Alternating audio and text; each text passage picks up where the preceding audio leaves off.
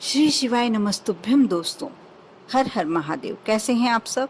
स्वस्थ और सुरक्षित होंगे। दोस्तों, इस बार 27 मई यानी शुक्रवार को ज्येष्ठ मास के कृष्ण पक्ष की त्रयोदशी तिथि है और शुक्रवार को त्रयोदशी तिथि होने से जो ये प्रदोष आ रहा है 27 मई के दिन शुक्र प्रदोष कहलाएगा।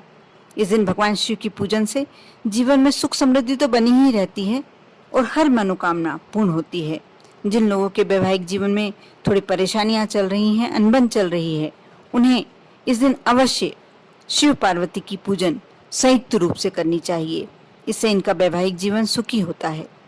और शुक्र प्रदोष के शुभ मुहूर्त, पूजा विधि और कुछ महत्वपूर्ण उपाय जिससे आप अपने जीवन को बहुत ही सरल और सहज बना सकते हैं, अपने इस वीडियो के माध्यम से मैं आपको बताने जा रही हूँ। अवश्य शुरू से अंत तक वीडियो देखें। यदि अच्छा लगे तो लाइक अवश्य करें और यदि मेरी आवाज़ पहली बार सुन रहे हैं तो चैनल को सब्सक्राइब कर लें।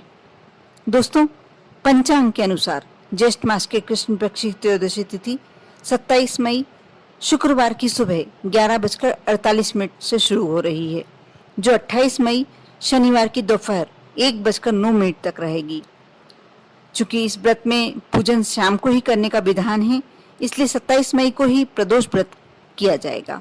इस दिन सौभाग्य और शोभन नाम के दो शुभ योग भी पड़ रहे हैं, जिसके चलते इस बार का प्रदोष बहुत ही महत्वपूर्ण हो गया है, बहुत ज़्यादा महत्व बढ़ गया है। वैसे भी जो ज्येष्ठ मास के त्यौहार होते हैं शिव संबंधी, बहुत ही महत्वपूर्ण होते हैं और इस बार बहुत ही अच्छे संयोग पड़ रहे हैं। 27 मई को पूजा का शुभ मुहूर्त शाम को 7:12 से रात को 9:14 तक रहेगा। दोस्तों, शुक्रवार की सुबह स्नान आदि करने के बाद आप साफ स्वच्छ वस्त्र धारण करें और व्रत पूजन का संकल्प लें। आप शाम के समय ऊपर बताए गए शुभ मुहूर्त में शिव मंदिर में जाकर या घर पर ही आप पूजन कर सकते हैं। यदि शिवालय में करते हैं तो बहुत ही उत्तम होता है, लेकिन यदि आप किसी कारण से नहीं जा पाते हैं तो आप शाम को भी यह उपाय कर सकते हैं। शिव जी की विधि विधान से पूजन करें। शिवलिंग का अभिषेक स्वच्छ जल से करें। इसके बाद गाय के दूध से स्नान कराएं। वैसे जो ज्येष्ठ मास का शुक्रवार का प्रदोष पड़ रहा है, शुक्र प्रदोष पड़ रहा है, इसमें दही का एक विशेष महत्व है। यदि आप जहाँ पर रहते हैं वहाँ आपको शाम को अभिषेक करने का यदि पंडित जी करने दें तो आप अवश्य दही का अभिषेक कीजिए, क्योंकि शुक्र प्रदोष पर दही के अभिषेक करने से बहुत सारे कष्ट, समस्याएं आपके जीवन से दूर हो जाती हैं और माँ लक्ष्मी का आपको आशीर्वाद प्राप्त होता है। आप चाहें तो पंचामृत से भोलेनाथ को स्नान कराएं, अभिषेक करें और उसके बाद स्वच्छ जल से अभिषेक करें। लेकिन यदि आप सिर्फ दही से अभिषेक करते हैं, उसके बाद जल, स्वच्छ जल से आप, यदि आपके यहाँ गंगा जल है तो आप जल में थोड़ा सा गंगा जल डालकर यदि अभिषेक करते हैं, इसका आपको एक विशेष महत्व प्राप्त होता है। कोई विशेष इच्छा है, कोई विशेष मनोकामना है, कोई आपके ऊपर बहुत ही ज्यादा बड़ा संकट, यदि बहुत ज्यादा कर्ज चढ़ गया हो, बहुत ज्यादा धन संबंधी समस्या हो, तो आप यदि दही का अभिषेक करते हैं, दही से अभिषेक करते हैं, जैसे कहते हैं वैशाख मास में गन्ने के रस का अभिषेक बहुत ही महत्वपूर्ण होता है, उसी प्रकार ज्येष्ठ मास का शुक्र प्रदोष यदि आप दही का अभिषेक करते हैं तो आपको जो भी मनोकामना से आप कर रहे हैं, आपकी मनोकामना अवश्य पूर्ण होती है। आप अभिषेक करें, उसके बाद स्वच्छ जल से स्नान कराएं, उसमें थोड़ा सा गंगा जल अवश्य मिलाएं। फिर सफ़ेद चंदन आप घर से ही घिस कर ले जाएं। यदि आपके पास पाउडर है तो भी आप रख सकते हैं। सफ़ेद चंदन का लेप लगाएं। चावल भी अक्षत होना चाहिए। चावल कभी भी भोलेनाथ को टूटे फूटे चावल नहीं चढ़ाना चाहिए। शमी का पत्ता, सफ़ेद पुष्प, यदि आप सफ़ेद पुष्प की पूरे माला बना सकते हैं तो बहुत ही श्रेष्ठ फल प्राप्त होगा, क्योंकि शुक्र प्रदोष वैसे भी धन संपत्ति देने वाली होती है। शुक्र प्रदोष के दिन भगवान शिव की, माँ पार्वती की पूजन करते हैं तो आपको धन ऐश्वर्य प्रदान करने वाली होती है। शुक्र प्रदोष का जो व्रत करता है उसके यहाँ कभी भी लक्ष्मी की कमी नहीं होती। और सफ़ेद वस्तुओं भगवान भोलेनाथ पर यदि आप समर्पित करते हैं तो बहुत विशेष फल प्राप्त होता है। सफ़ेद पुष्प की माला चढ़ाएं।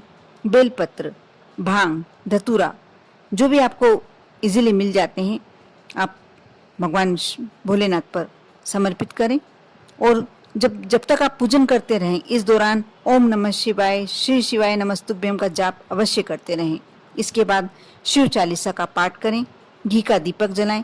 यदि घी आपको गाय का मिल जाए शुद्ध, तो आप अवश्य कोशिश करें कि भोलेनाथ को के समक्ष गाय के घी का दीपक प्रज्वलित करें और भोलेनाथ की आरती करें। आरती में भी एक बात का आप अवश्य ध्यान रखें, क्योंकि भोलेनाथ की जो आरती होती है उसमें यदि आप घी की बाती से करते हैं तो होता ही है श्रेष्ठ, लेकिन आपको थोड़ा सा कपूर अवश्य जलाना चाहिए। भोलेनाथ की आरती में कपूर का बहुत महत्व होता है और इस प्रकार की यदि आप शिव जी की पूजन करते हैं तो आपकी हर मनोकामना पूर्ण होती है। जिस भी आप इच्छा से जाते हैं आपकी वह इच्छा अवश्य पूरी होती है। साथ ही दोस्तों, मैं जिस समस्या की बात कर रही हूँ आजकल बहुत ही आम समस्या हो गई है, क्योंकि आजकल देखा जा रहा है बच्चे पढ़ाई में कैरियर बनाने में अच्छी उम्र ले लेते हैं, तब उनका विवाह होता है और एक समय आता है कि इन दोनों में थोड़ी अनबन सी बनी होती है। यदि आपके परिवार में ऐसा कुछ है या आपके रिश्तों में, आपसी रिश्तों में पति पत्नी में कुछ ज़्यादा बनती नहीं है, आए दिन विवाद होते रहते हैं, तो शुक्र प्रदोष पर आप दोनों व्रत करें और पूजन करें। इसके बाद किसी शिव पार्वती के मंदिर में जाकर शिव जी का मिलकर दोनों संयुक्त रूप से अभिषेक करें। सफेद वस्त्र और देवी माँ पार्वती को लाल चुनरी चढ़ाएं। कोशिश करें कि दोनों संयुक्त रूप से पूजन करें और इन दोनों कपड़ों का गठबंधन कर दें और इसके बाद सुखी वैवाहिक जीवन के लिए प्रार्थना करें। इससे बहुत ही शुभ फल प्राप्त होते हैं। आपके बीच में कितनी भी बड़ी कलह की स्थिति हो, कहीं तलाक की नौबत भी आ गई हो, कहीं बिल्कुल अलग ही रहने का सोच रहे हो, एक बार यह उपाय अवश्य कर देखें। आप जब भगवान शिव और माँ पार्वती की गठबंधन करते हैं, गढ़ जोड़ा बांधते हैं, आप मान कर चलिए कि आपके जीवन में भी आपसी सामंजस्य होने के पूरे चांसेस बन जाते हैं, पूरी संभावना बन जाती है। आप यह उपाय अवश्य करें यदि आपके जीवन में, क्योंकि जिस दंपति के जीवन में आपसी कलह ज्यादा है, यदि नहीं बनती तो वह कितना भी धन से परिपूरित हो, कितना भी सुख ऐश्वर्य उसके जीवन में हो, लेकिन यदि पति पत्नी में आपस में सामंजस्य नहीं है, आपस में रिश्ते अच्छे नहीं हैं, तो उन दोनों का जीवन अच्छा नहीं होता। उन दोनों का जीवन बाहर से देखने में लोग जरूर सोच सकते हैं कि ये दोनों बहुत सुखी जीवन व्यतीत कर रहे हैं, लेकिन धन संपत्ति होने से ही जीवन में सुख नहीं होता। पति पत्नी में जब तक आपसी प्यार नहीं हो, आपसी सामंजस्य नहीं हो, तब तक उनके जीवन में रिश्ते अच्छे नहीं हो, तब तक उनका कभी भी जीवन सुखमय नहीं कहला सकता। इसलिए आप इस उपाय को अवश्य करें। शुक्र प्रदोष को दोनों व्रत करें। सुबह यदि चाहें तो भगवान भोलेनाथ के मंदिर में जाकर अभिषेक करें, पूजन करें।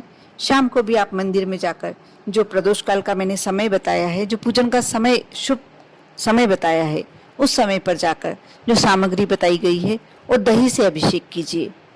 आप इसके बाद भगवान भोलेनाथ को सफेद रंग के वस्त्र चढ़ाएं, समर्पित करें और माँ पार्वती को लाल रंग की चुनरी, सुंदर सी चुनरी लेकर समर्पित करें और उसके बाद दोनों का गठबंधन करें और विनती करें, दोनों मिलकर विनती करें कि हम लोगों के जो जीवन में आपसी संबंध थोड़े से खटास चल रही है वो आप दूर कीजिए। जैसा आपका गठबंधन बंधा हुआ है, जैसा आप लोगों के बीच में आपसी प्यार है, वैसे ही हम लोगों के रिश्ते में भी भोलेनाथ आप प्यार बढ़ाइए। आप इस तरह से जब विनती करेंगे, यह फिर हो ही नहीं सकता कि आप दोनों के बीच में जो भी मतभेद चल रहे हों, जो भी आपसी रिश्ते थोड़े से खटास भरे हो गए हों, वह दूर नहीं हो सकते। अवश्य वह दूर होके और आपसी रिश्तों में मधुरता आएगी। कर देखें, विश्वास रखें, श्रद्धा रखें। शुक्र प्रदोष का बहुत अपना ही एक महत्व है। शुक्र प्रदोष सुख संपत्ति देने वाली है, ऐश्वर्य देने वाली, जैसा मैंने वीडियो में पहले बताया। इसलिए कल के प्रदोष को आप ऐसे ही नहीं जाने दीजिए। आप जितना कर सकते हैं, जो भी कर सकते हैं, कुछ नहीं कर सकते तो आप एक लोटा जल लेकर भगवान भोलेनाथ पर अवश्य समर्पित करें। जो भी अपने मन की इच्छा है भोलेनाथ के समक्ष अवश्य बोलकर आएं। अब देखना, विश्वास रखकर यदि आप यह कार्य करते हैं, विश्वास और श्रद्धा से जो भी कार्य किया जाता है, भोलेनाथ आपकी विनती अवश्य सुनते हैं।